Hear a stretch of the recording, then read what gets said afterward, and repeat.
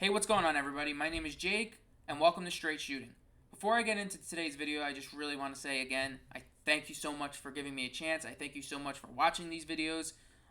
There's going to be more to come. I hope that I can inspire you. I hope I can make you laugh. I hope I can give you some insight. I hope I could just be somebody that entertains you and informs you. I know my videos are very rough and unedited and raw, but I'm trying to learn, and I think I can be something really good for the conservative movement. I just hope conservatives will give me a chance. I hope people who might feel like they are conservatives but aren't sure and want to hear from somebody who isn't, in the know, just a regular guy, I urge you to just give me a chance. I think this is going to be a really fun journey, and I hope you'll continue to give me a chance. So my video today, before I ramble on about thanking you again, is going to be about the 2022 midterm elections. So I know I'm a little bit late to the party, but I wanted to give the race some time to happen and all the votes to get in and get counted and be posted. But I think now is the time. I know there's still a few seats in the House that haven't been settled. And I know we got the one race in the Senate that is going to go to a runoff. But I think now is an okay time to discuss this underwhelming victory by the Republicans. So I want to start off by talking about one particular race. I think it was the most important race because it was in a state that I think was very controversial in the 2020 election. I'm talking about the Arizona Gubernatorial Election. So you had Katie Hobbs and Kari Lake fighting for the governorship of Arizona. And I think this was probably the most controversial election of all the elections that happened. It's going to be the one that I talk about the most. Probably the only one I talk about because there's so many of them. I'm going to be very general after I talk about this. So anyway, I tend to think that Kari Lake may have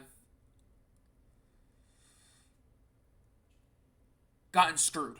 I'm trying to pick my words very carefully here, but I do think there was foul play here. So I have evidence of it, so let's go and look at that evidence. So the polls here show that Kari Lake on election day was up by 2.4%.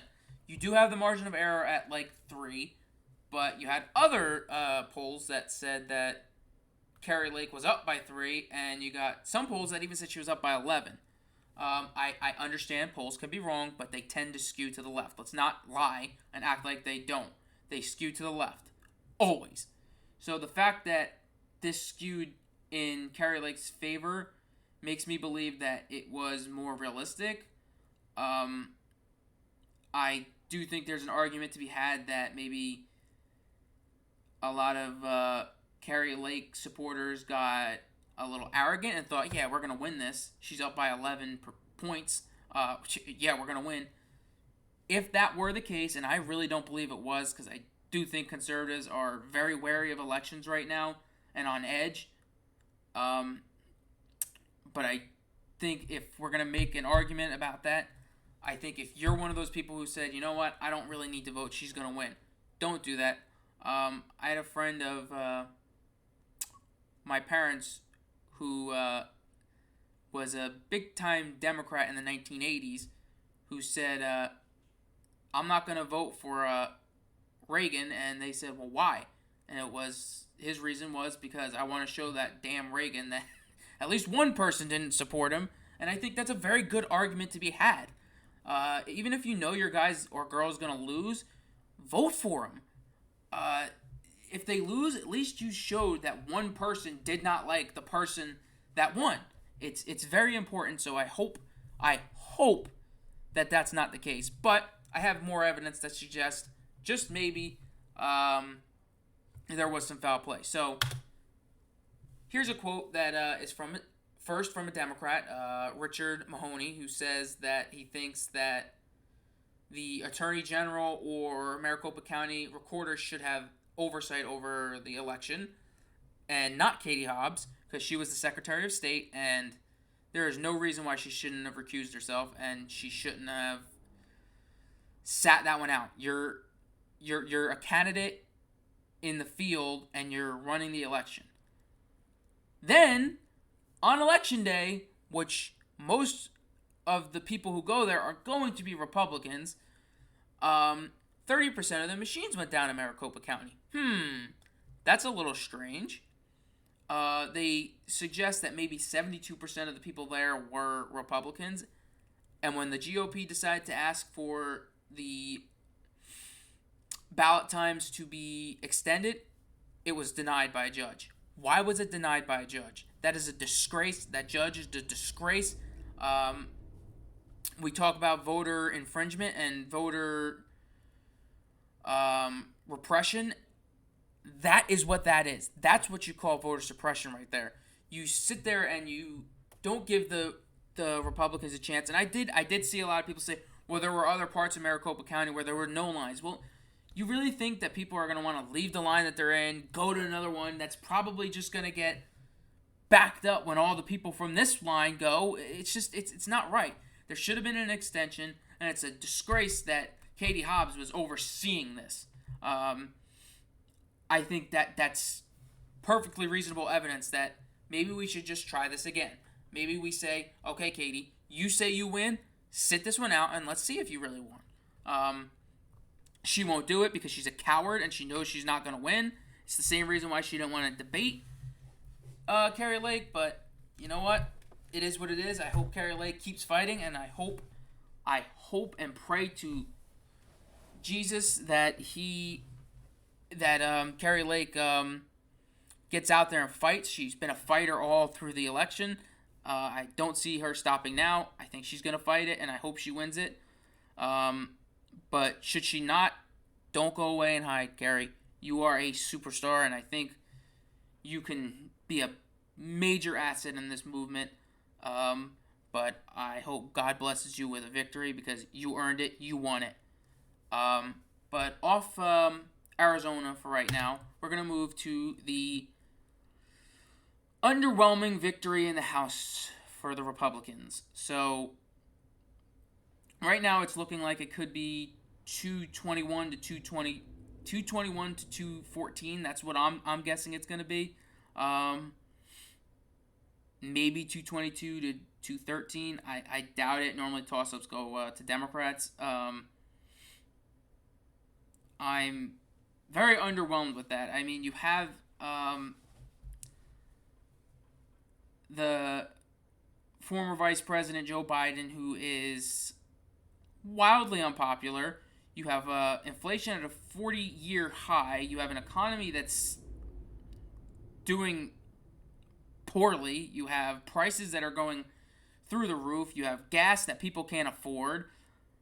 Why on earth would the Democrats get as many seats as they did? This should have been a wave of red, and it wasn't. You can sit here and you can call it fraudulent. Go ahead and do that. I don't think every single loss was fraudulent. I think we could go to the Senate and say somebody like a Dr. Oz. Did he really get screwed? No, he didn't. He couldn't beat Fetterman. Like, come on. I just don't think he was very popular. I think it's sad that he was the one who won just because Trump happened to like him. I think that's an issue that we're going to have to fix. That's one of the issues. Don't vote because somebody's telling you to vote that way. Vote for who you like, who supports your morals and ethics and values. I think I'm just like at a loss for words at why we have such little ground made here. It should have been, we should have the Senate and the House. And I'm just disgusted that we don't. I want to go into, because I think the Republicans have some things that they're going to have to do in the House now that they have a decent control over it. And election reform is one of them. And a big thing that the Democrats like to do is this. So I live in New Jersey, so I'm going to use that as an example. Redistricting, gerrymandering. They tend to do it a lot. I know this map. It's from CNN. It makes it seem like it's less blue, not more blue. But I know there are some more left-leaning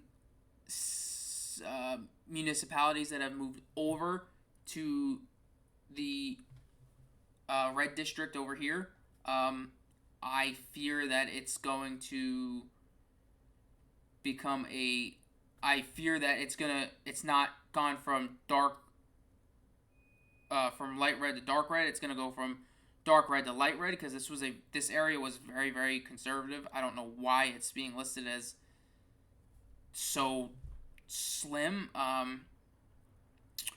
I think Republicans in the House need to fight this and stop them from being able to continue to do this. It happens everywhere. They're always redistricting in New York and New Jersey. It's a disgrace. There was talk that my county, the area that I live in, my municipality was going to get moved into a blue district. Thank God didn't end up happening. I already live in a blue state. If I had to live in a blue district, I would have gone crazy. But it's scary, but I think right now we have the power to at least try to stop them from being able to do this. But here's a good example of what the Democrats like to do and what we need to stop them from doing, the reform that we need to make. But let's go and talk about our new Speaker of the House, Kevin McCarthy. So I looked up some of his records on voting and what he's voted for and against, and it hasn't been that bad. I thought it was a lot worse, but along with the things that I said they need to do, he is saying they're going to do some investigations. I do like the words that he's saying, but I also liked some of the things that some of the senators were saying under Trump. I think he's just, I don't like that the Republicans are sticking with these older, established guys. You got to get some of these young people in. Somebody like me that's going to be 25 in a month is not going to look at this guy and be able to relate to him. I'm not saying you got to make a 24-year-old, a 25-year-old the Speaker of the House, because that's ridiculous. You got to have some kind of seniority. But I do think it makes sense to promote these younger people and give them time. I think the Democrats do it so well. I mean, look at AOC. She's went from being a bartender to a superstar in the party. I mean, we have to do that for ourselves. You saw Nancy Pelosi step down. Maybe it's time that some of these older dudes start stepping down. It's not healthy for the party to have these older guys constantly running it. I don't know about McCarthy. I'm a little bit on the fence about him, but judging by his records, I don't think he's a horrible choice, but I do think he needs to be the type of guy that promotes some of the younger Republicans and make sure that the party stays conservative for years and years to come. So while I don't have a lot negative to say about McCarthy, this next dude, I have a lot of negative to say. Old Mitchy McConnell here. I don't like him. I don't think anybody in the MAGA Republican conservative movement is really into this guy. He was all Trump during the Trump administration, but the second Trump gets out of the White House, this dude turns his back. He's a snake. I hope Kentuckians vote against him. I hope he never sees the light of the Senate again when his election comes up. Primary his ass. Get him out of there. I'm tired of seeing him. He is the poster child for what the leftists can say. Oh, you are all old white men. I mean, look who's running the party right now in the Senate. You got to get this guy out. He's a disgrace. I do know, I believe it was Rick Scott who challenged him for the minority head in the Senate. And 37 Republicans actually ended up voting for this guy. 37 plus him, 38 of our senators are snakes. They're the establishment and they're the swamp. We need to get them out of there, and we need to continually vote these people out because they're the problem. I hope conservatives start seeing through this. I know you could sit there and say, well, it's the devil you know versus the devil you don't, but vote this guy out. He's been in there for forever. Let's get him out. He's a disgrace to the Senate. He's a disgrace to the conservative movement. He's a disgrace to the Republicans. He's a disgrace to America. I don't have anything positive to say about him. He's single-handedly probably the reason why we didn't take the Senate. I mean, there was candidates that needed money and he didn't want to give it to them. He had a vendetta against Trump and the MAGA Republicans, so he, I think, purposely didn't give them money, and it costed us. So to Mitch McConnell, screw you. Vote his ass out. Kentucky, please. So yeah, I think he's the reason why we don't have the Senate right now. So overall, I do think the Republicans had a victory. We won the House, but by the slimmest of margins. I think we need to be realistic and realize there is something that we're not doing right. I think the fact that we have a lot of older people in is one of the reasons. A lot of young people can't really relate to them. But I also think there could be a division starting to form within the conservative movement. I think a lot of people are unsure of whether they want to follow Trump or they want to follow somebody else. I think the whole Trump versus DeSantis thing is starting to become an issue. I just say you got to stick to what you believe. But I think Trump did a lot of good. But I also think that DeSantis is a very good candidate in 2024. If he decides to run, which I don't think he should, I think he should be the VP. I think that gives us 12 years instead of 8. Because we have a lot of work to do. We have a lot of swamp creatures we need to get out. We have a cancer in our own party. We need to work on getting those cancer cells out before we can fix the United States. Overall, I really think that there's a lot of good that came out of the midterms, but probably more bad. I wanted to see a bigger red wave, if I could speak correctly. But overall, we have to be happy with what we got.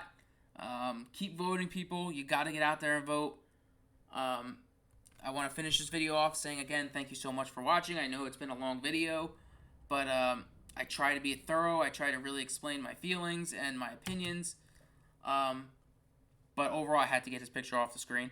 But overall, I want to say thank you for watching. I hope you enjoyed. I hope I was able to give you some insights. I hope you were entertained by my videos or video. I had a lot of fun making it, even though I had to record it like 6 times. But thank you for watching. Please like, share, and subscribe to this video. And I hope to see you in the next one.